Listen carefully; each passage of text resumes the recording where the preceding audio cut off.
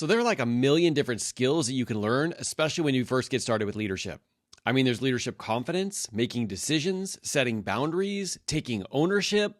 And I know whenever I first get started learning and developing some new skills, I can quickly get overwhelmed by the number of things that I have to learn. But I want to help give you a little bit of clarity in today's video. Because if you're looking to elevate your leadership skills, there are 3 essential skills that all the powerful leaders have. And when you can keep it simple like this, you can ultimately make the decision to lean into one skill right now that will be the biggest domino that will knock all of the others over. So if you're somebody looking to elevate your leadership skills, today's video is going to help clarify that for you so you know exactly where to start. If you're ready to do that with me, let's go.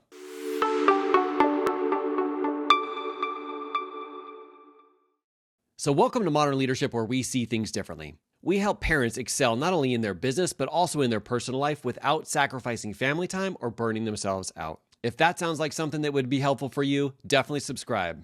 But let's jump right into these 3 essential skills. Now, the 3 skills are: number 1, mastering your belief system. Number 2 is the science of self-leadership. And number 3 is the art of leading others.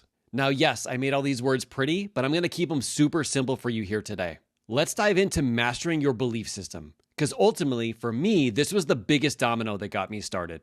The reason why this is so important is because ultimately belief will drive your behavior. If you believe it's possible for you, you will go out there, get after it, and show up as a leader that you truly want to. But if you don't have that belief, it's very hard to force the actions. And even if you force yourself to take action, it won't be the same level of energy.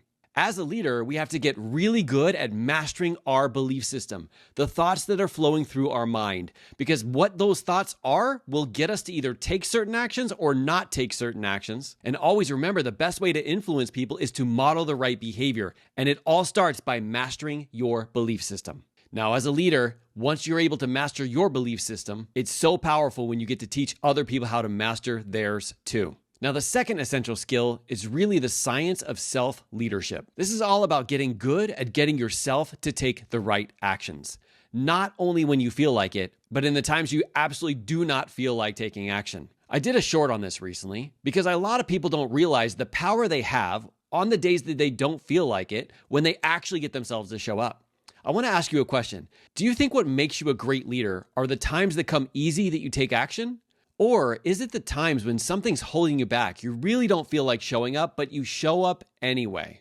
I got to tell you, the time when I feel like I deserve to be a leader are the times when it's the most difficult, but I get myself to show up anyway. I'm literally modeling the behavior for others. Now, this also has to do with you keeping your cool as a leader. I don't know about any of you guys, but if you've ever seen leaders in a position where it gets a little bit stressful, you know if you're following a great leader or not.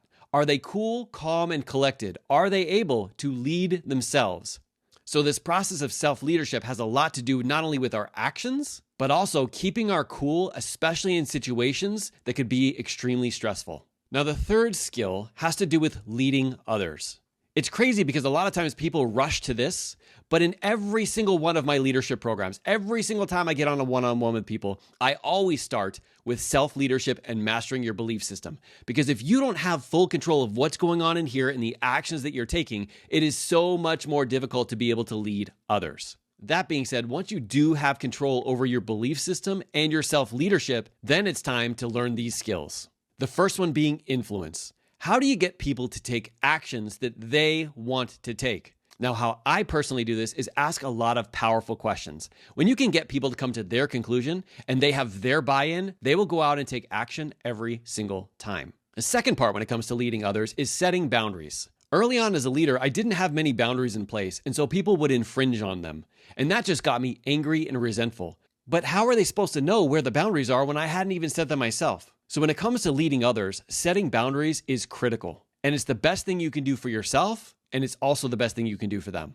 The next piece is confidence. Not only confidence in yourself, but having confidence in the people that you're leading. I can't tell you how many times I didn't necessarily have confidence in myself, but the leader created that confidence because they truly believed in me.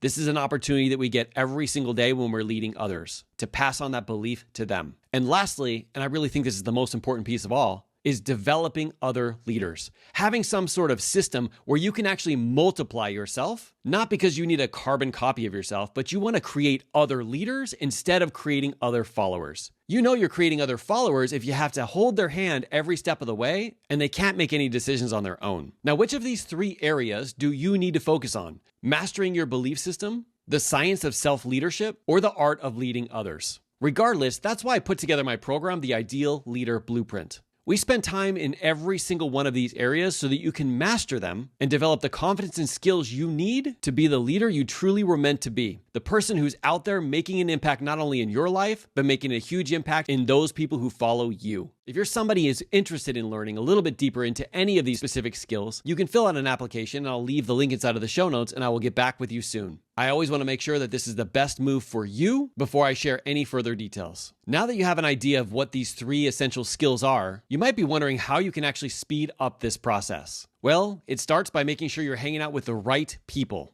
And don't worry, we got you covered. Check out this next workshop that Teresa and I did recently, which talks about the people that you surround yourself with and how some of them are actually holding you back, even though you might feel like they're the right people. Be sure and subscribe to the channel if you enjoyed this video. We appreciate you for leading from the front, and we'll see you real soon. Bye, everybody.